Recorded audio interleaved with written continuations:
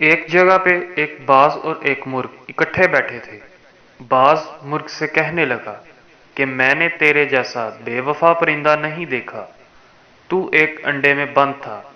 تیرے مالک نے اس وقت سے تیری حفاظت اور خاطر خدمت کی، تجھے زمانے کے سرد و گرم سے بچایا۔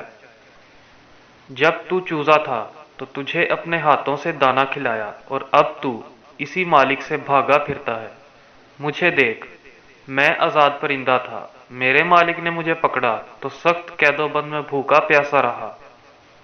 مالک نے بہت سختیاں کی، لیکن جب بھی مالک شکار کے پیچھے چھوڑتا ہے تو شکار کو پکڑ کر اسی مالک کے پاس ہی لاتا ہوں۔